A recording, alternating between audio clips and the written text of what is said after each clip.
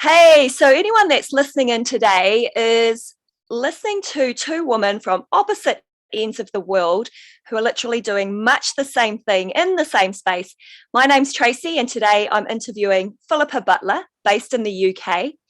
I'm going to share a little bit about how I know Phillipa. So she is the host of Moving Through Menopause podcast, and she's also working in the fitness and wellness industry.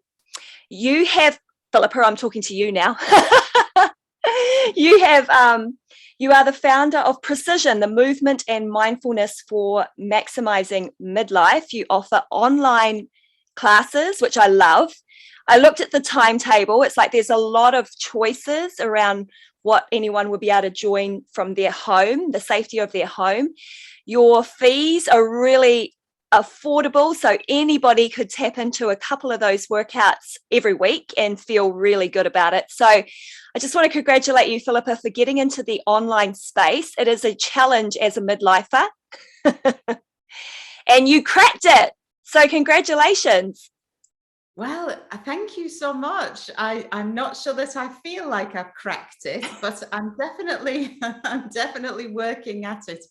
And, actually, before all of this business, I was quite a technophobe in actual fact. And so I feel like I have come a very long way in really harnessing this technology, which I think a lot of us are having to do. It's being imposed upon us in a lot of cases. But for me, it was very much see something new and shiny and have a go at it, and so that's what I did. I grasped the nettle and I've run with it, and you know what, I'm having an absolute ball. So but, yeah, I can agree with you. I also was in fear of anything to do with technology, and if there's one thing that the pandemic has done for me personally is it's launched me into that space of, having to develop online exercise programming, having to promote and market into social media like everyone else does, setting up a website and starting a podcast. Old dog, new tricks, right? Well, less of the old, if you don't mind. Oh, sorry, my bad. I actually own it. I'm really cool with it. Very cool with it. Yeah. I mean, you definitely that's the title, isn't it, of your podcast, Sexy Aging. So I was loving that, actually. But do tell me more about what you're getting up to. You gave a wonderful introduction of all the things that I've been trying to do. So do tell us more about what you're doing.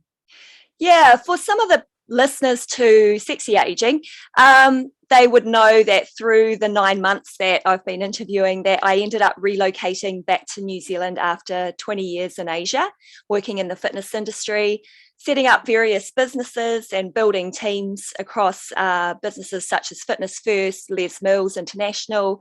And then with my husband, we had our own boutique brand that we were fortunate to sell before the pandemic.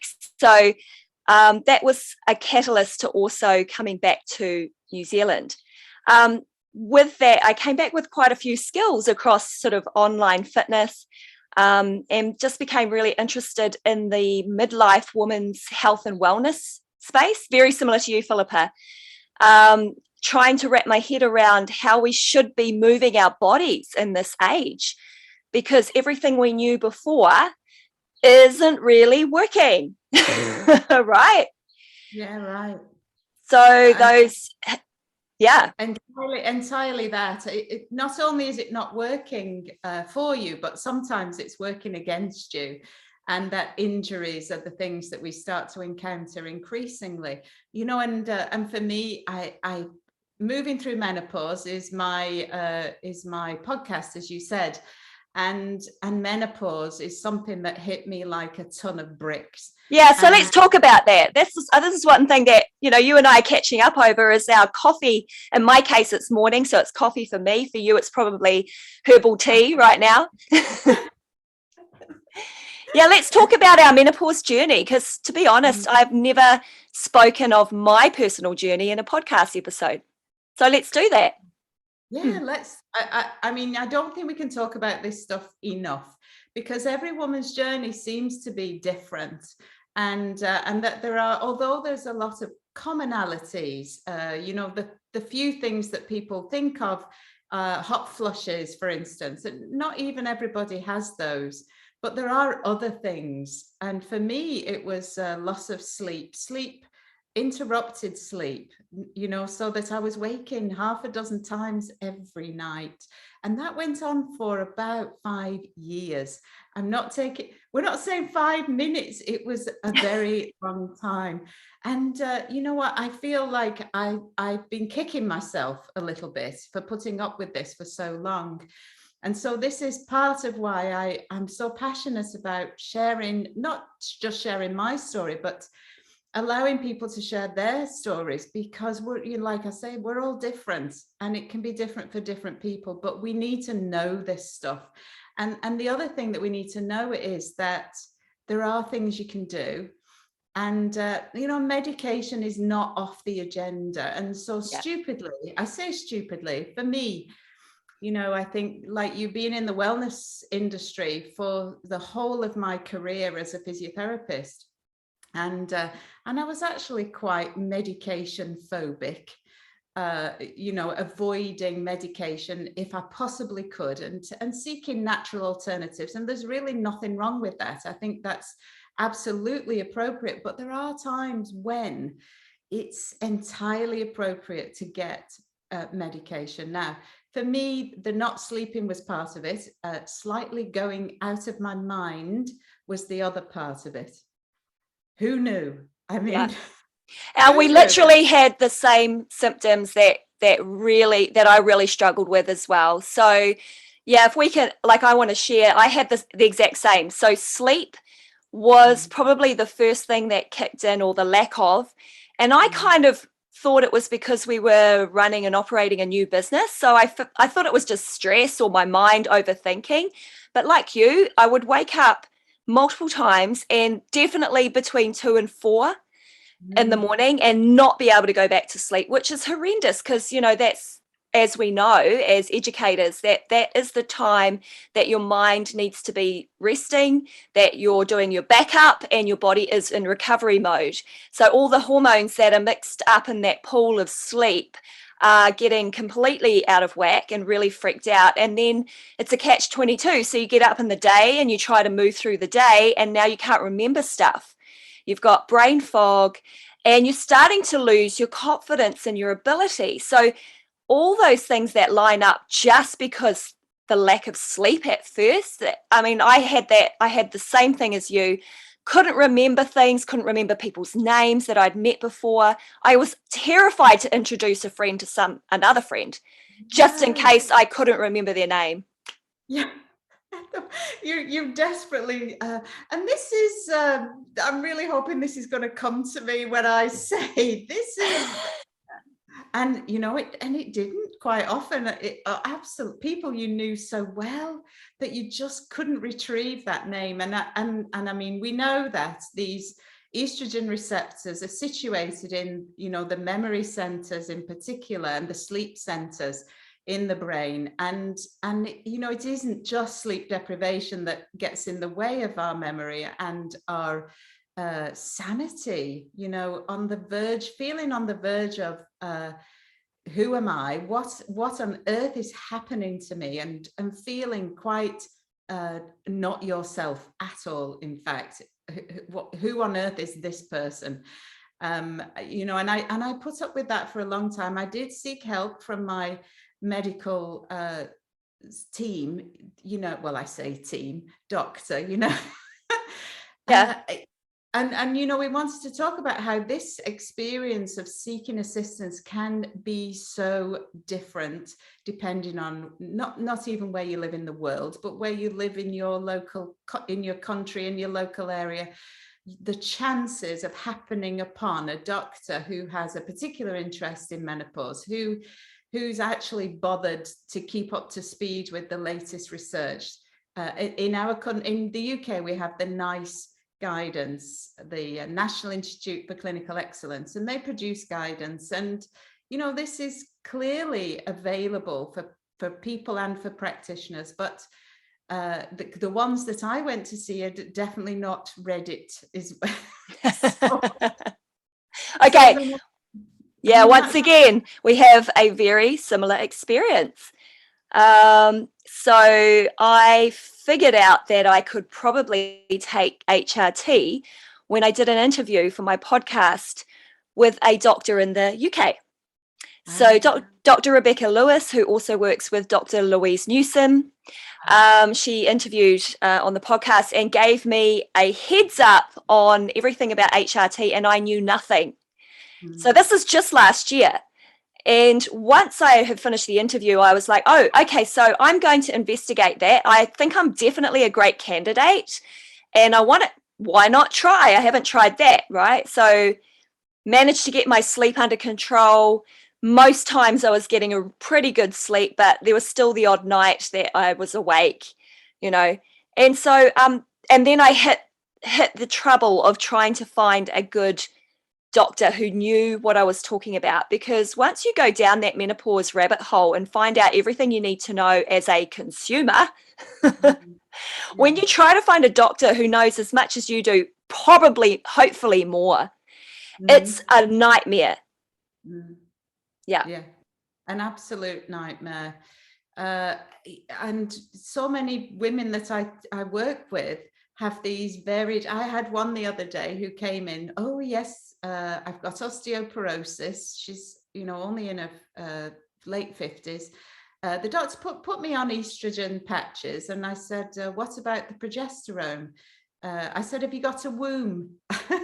Yeah. So, yeah, last Yeah. time I looked, I had a womb. I said, well, my understanding is we need estrogen and progesterone if we have a womb. And she wasn't on it, and this is from, I know. So I advised her to go back to the doctor to get this essential piece of the, they were trying to be helpful, obviously, but it's really, that's not good. And she's not the first person that I've heard that story from.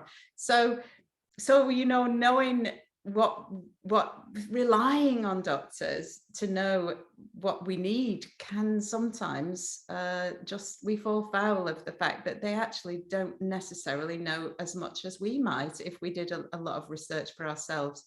So I think that's the thing that I take away really, is that to, as much as we can, to be empowered to seek information and knowledge, and then go armed with that information. I tell anybody to go, who decides to go to the doctor for HRT, to take this guidance in their hand with them, and wave it at the doctor, so that we, at least the doctor knows as much as them. Yeah.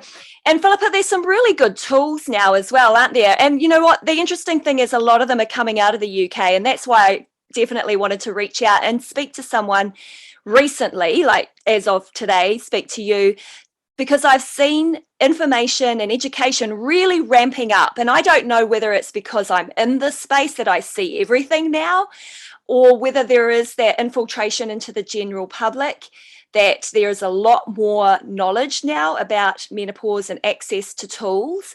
But I actually tapped into the Balance app, which is Mm. developed by Dr. Louise Newsom and a team. And I thought it was fantastic. So you're just tracking all these crazy things that are happening to you. You just start tracking them.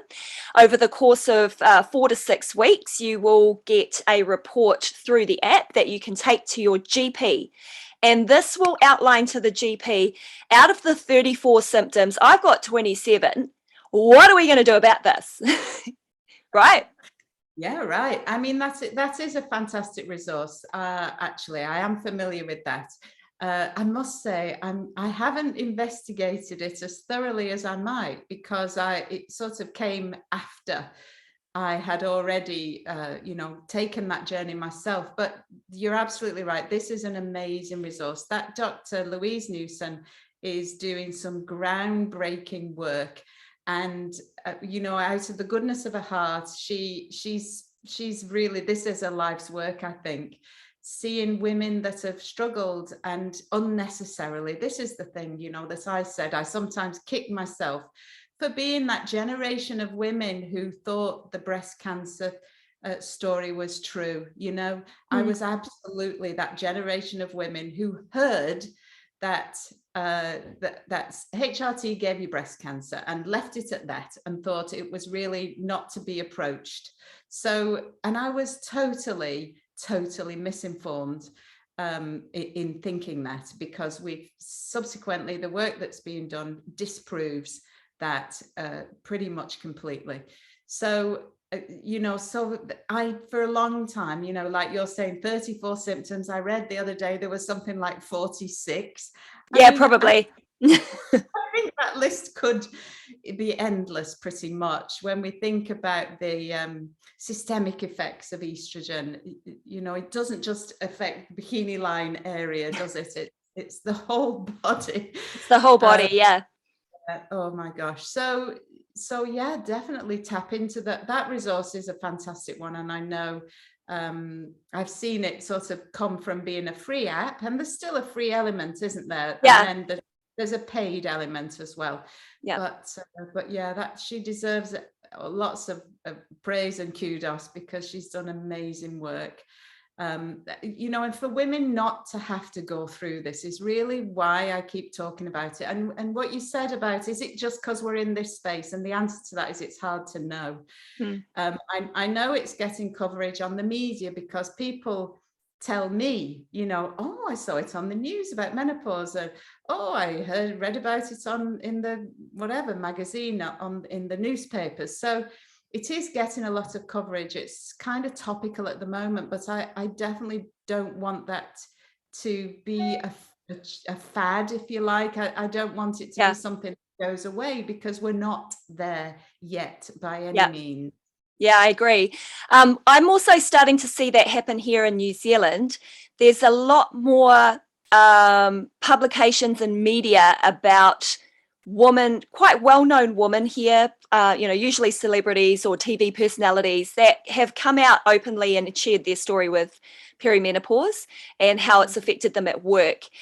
There's also some really good, strong women here that have come together to create a community, and that's when I say, it's probably because I'm in this space now, but I'm connected to women across the workforce, and health and wellness and media, and we're all kind of speaking and trying to help others in our own way, but we're also really well connected, which is incredible.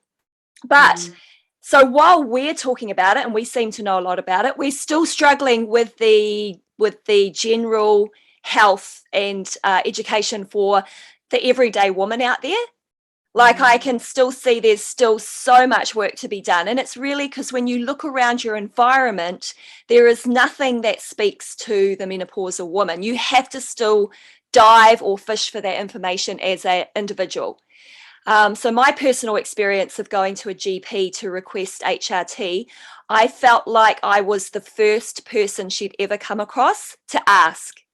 That's how she made me feel. Like, oh, when I said, so I'm here because I want to trial HRT. I've done my study. I've learned a lot about it. I have 27 symptoms. Here's the list. And so I'd like to look into it now. Can you help me? And can you prescribe that for me? And she was literally shocked that I was asking, because then she started to talk about, so have you tried this? And have you tried that? All the natural herbal things. I'm like, yeah, of course I have. Still not working. My bones are hurting and I'm only 50. I can't sleep and I can't remember how I got here. So let's talk about that. Yeah, I mean, I know so it is a kind of a difficult topic for somebody like me who, always traditionally would opt out of medication. So, but then I started to think about it like a deficiency rather than, so, you're just replacing something that should be there. And previously, when we didn't live as long, it didn't matter as much, but now it matters. And actually, the fact that we replace, or it doesn't completely restore the levels, does it? We're not restored to our former glory that we might have been in our 20s or whatever. It's not like that, but it just, it's like takes the edge off the harm that having not enough estrogen does. And that's the thing for me, it's the symptoms, yes, They were crippling. There's no doubt about that. However, the long-term effects is what I'm really concerned with. So that, you know, the effects on the heart, the brain, the increased risk of stroke, heart attack, osteoporosis is horrible and horrendous, and really nobody wants that. And you know, if you fracture a hip, have a hip operation, you increase your risk of actually just dying. And I hate to keep saying this stuff, but it is unfortunately true. Now, you might be quite elderly when that happens, but you know, did you think when you were 20 that 50 odd was quite old? Yeah, yes, when you were 20, it was quite old. Now we've got there. Does it feel old? Like, no. No. We just know a lot more. We don't want to go back to 20, but we actually do want to feel 20. I want to feel vibrant and energetic, but I don't want, I love what I've learned to get to this stage of life, right?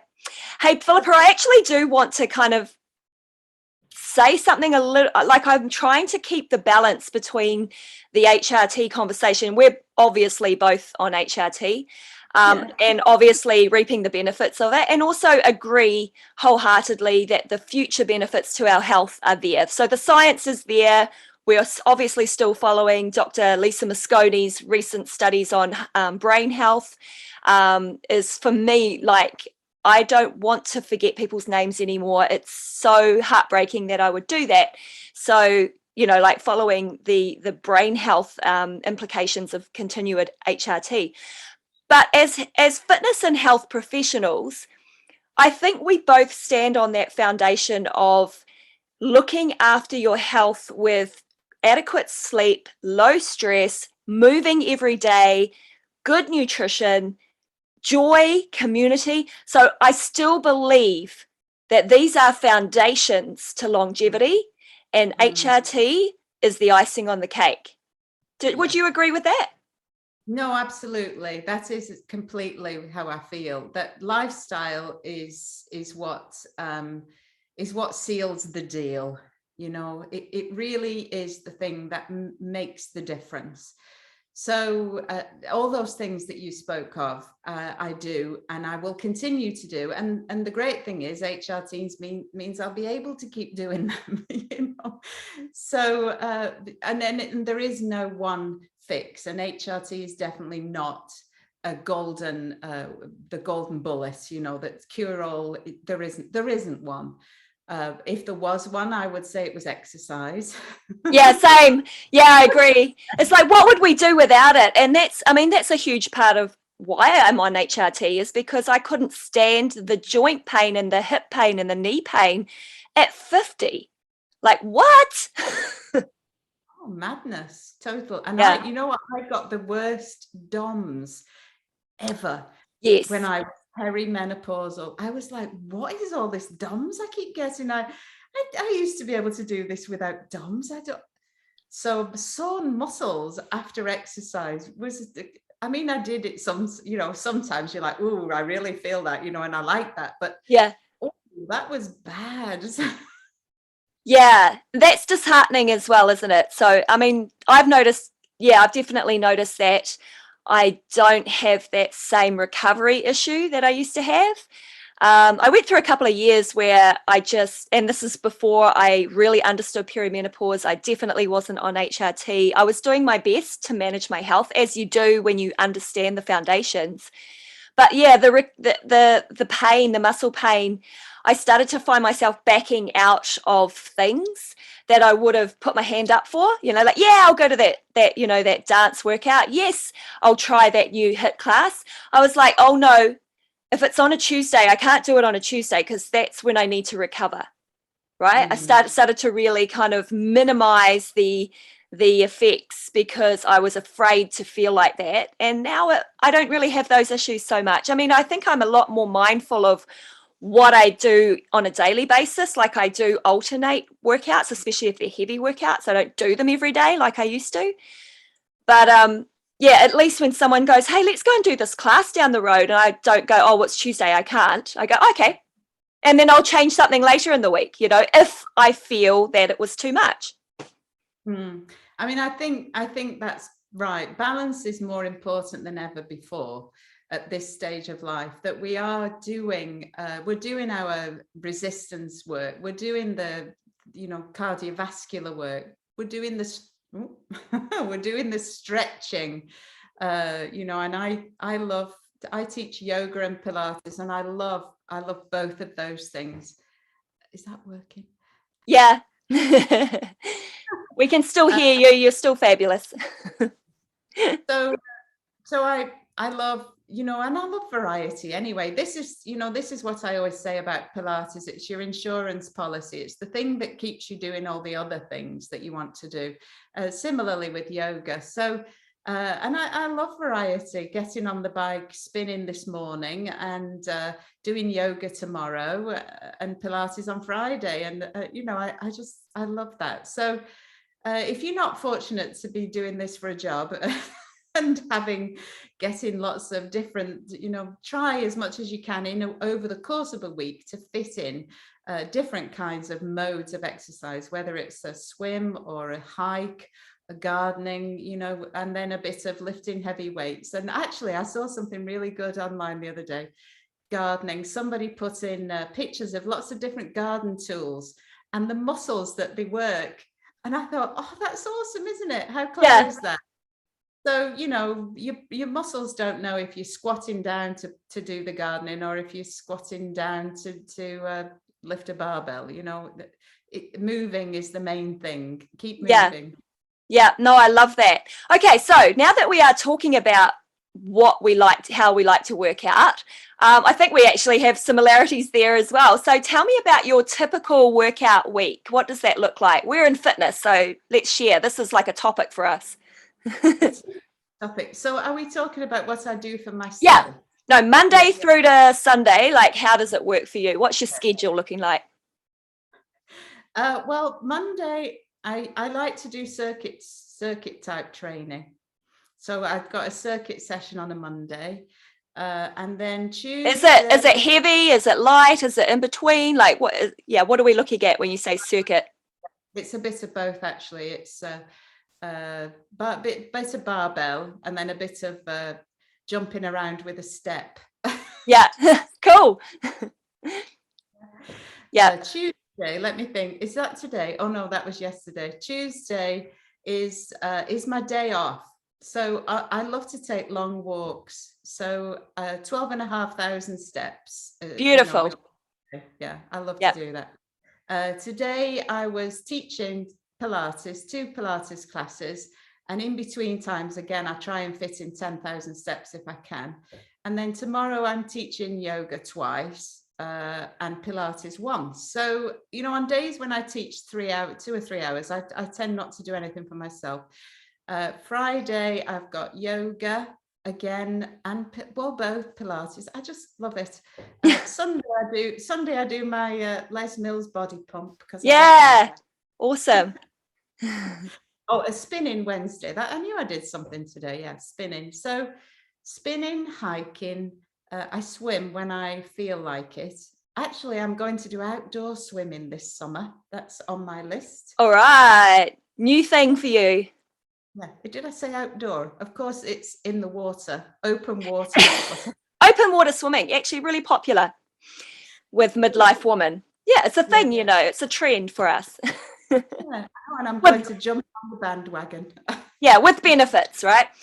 Yeah, okay, we're kind of similar. So I do a circuit heavyweight training session twice a week. I need the recovery in between. I teach 3 spin classes, of which I would call at the high end of cardiovascular training. I track my heart rate, so I know it's not quite hit, but I'm getting that cardiovascular benefit. And I do yoga nearly every day, minimum 30 minutes, because I value mobility. The thing that's really missing is the core for me. Ooh, core. Yeah, core and a little bit of stability training. So I've been really thinking about how to have a focus on just some like a core stability type workout. Like I'm actually thinking it up myself. Like what can I do that would help me and also probably help a lot of women? Because obviously we know that, with the estrogen and progesterone and everything kind of exiting the building, that there are things that happen to your body to challenge your core, that challenges your stability, your mobility. So I'm really starting to think about that. And like, while I don't have that in my workout schedule right now, it's been something that's just been playing over and over in my mind. Actually, when I say it to someone, I'm probably going to get on it next week. Now you've said it, that's it, you're going to do it. Yeah. Well, you know what, I absolutely love Pilates for the Pilates repertoire for this. And I've got a Pilates reformer. I don't know if you've heard of those. Yes, my husband sells them actually. Oh, Yeah, what? Okay, the well, Merrithew brand. oh, is it the Merrithew? Yeah, Mm. they're good. So I did some training with them. They anyway, so I absolutely love that machine. Do you not have one in your house now since he sells them? No, we don't, because he's recently started working with the company that actually distributes them. So we don't have it. We actually don't have the space here. And like, he's done heaps of it lately, and I've done like none. So yeah, it is. Yeah, I understand. I've done a few Pilates classes, and I've done some reformer as well, but I haven't really got into it. Like, not like you, where it's your career. It's a big part of what you do. Mm. Yeah, I mean, I love it for the core. I don't think there's anything better. And No. the thing that it then does, I take it wherever I go, and I say this to people, you take it with you wherever you go, the principles, the foundations, and actually, the yoga is equally, can be a core stability challenge, can't it? So it's Yes. just a question of, it's not so much, it's not even always what you do, more about how you do it. That makes it more core, if you like. And definitely, I was talking the other day about the pelvic floor challenges that present themselves around, increase or worsen around this time of life. And that speaks very much to this core cylinder. The whole, the pelvic floor is the floor of the core cylinder. The diaphragm is the roof, and then we've got the walls, obviously. So we want to tend to all of those structures for this optimal stability situation around the center of the body. And then everything else is just so much easier when we have that in the background all the time. That's what I say to people. So yeah, well, I'd love to, very happy to help. If there's anything I'm sure you don't need help, but if you did, I'm very happy to provide inspiration for your core stability challenges. I think it's the nuances that get lost when we're so, and I'm somebody who likes to throw myself about doing exercise, but the subtleties of Pilates can get lost when we take them into a gym context, so that you are not necessarily getting the best out of the moves. If they're very similar to all the other stuff you do, then maybe it's not quite, challenging in that different way. Keep it, although you can incorporate the principles, it is a different way of working. Yeah.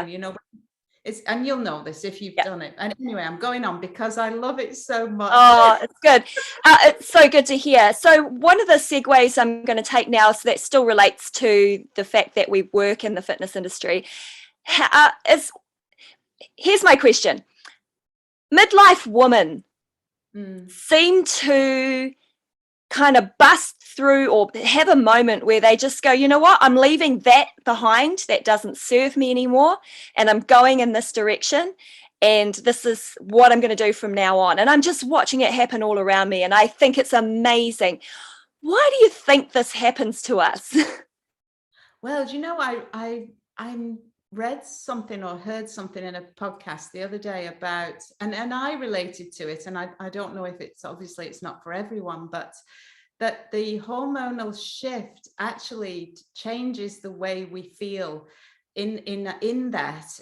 For me, definitely, I was heavily involved in my child rearing years, and it is a bit like blinkers that you're provided with to stop you from seeking out anything other than this purpose, which is to nurture the family, And that with the loss of estrogen, we're kind of, the blinkers suddenly they're off. No, but seriously, this is what they were saying, and I really related to that. Like I feel a massive shift towards, this is me now. I want to be like I was somebody, then I was Mrs. Mother, and now I'm this other somebody again, and I've got this new chance to reinvent myself, should I care to, explore new opportunities, just do 180 degrees away from what you were doing before. And I think that's very liberating. As you say, lots of people have that experience. Not everybody is in a position to be able to take that and run with it. Maybe they've got caring responsibilities. We're in that sandwich hour generation of women with perhaps you had your children a bit later maybe, and they're still hanging around, and then you've got elderly parents and whatever. So not everybody's in that privileged position, but it doesn't have to be a whole life change, does it? It could be as simple as taking up open water swimming. Yeah, it could. Hey, I absolutely love that analogy that you've given about, the estrogen and the blinders are off, because some of that is quite funny as well. There are parts of it that you see things differently and you laugh a lot more about things that you would have taken so seriously before. You also don't take yourself as seriously. And one of the other aspects, does estrogen make you stop having a filter? Because often women start to say things that they really think, like they're not going to accept any BS anymore, and so they just put it out there, and I think that's quite funny. It is funny, and I mean we need to laugh at ourselves and situations we find ourselves in, don't we?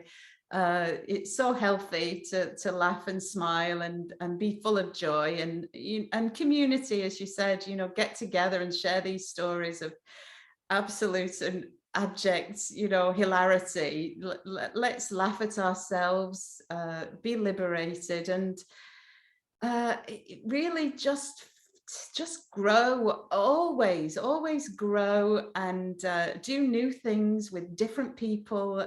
I set myself a goal every year of doing something different, something new I've never tried before, and as I get older, I might have to do 2 a year just to ramp it up a bit.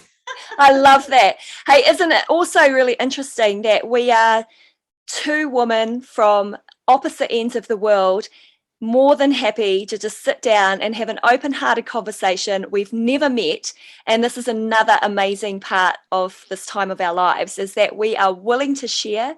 We're willing to share our stories and communicate so that we can help other people. Obviously, this is a podcast. It's going to go out there. People are going to listen to it. So therefore, we've done the thing that we wanted to do, which was to help and to share and educate.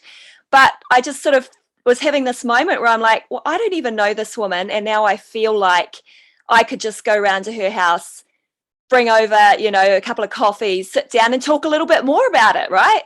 Absolutely. I've absolutely loved this part of podcasting, meeting people. All I've ever done is work with people. And as a therapist, I interview everybody that comes into my life. They walk into, I have a clipboard, I write down the name, I take all the details. Yeah. And and so I feel very natural. Like you said, it feels so very natural to talk to somebody, and the technology allowing us to chat with people on the other side of the world. It's mind-boggling and brilliant all at the same time. Yeah. Hey, Phillipa, it's just been really, really awesome. I probably got to get back to work now. So, and you've probably got to teach an online class at some point, I'm sure. Thank you so much for catching up with me. Great to catch up. Thank you. It's been great. We'll do it again. Yeah, let's do it again.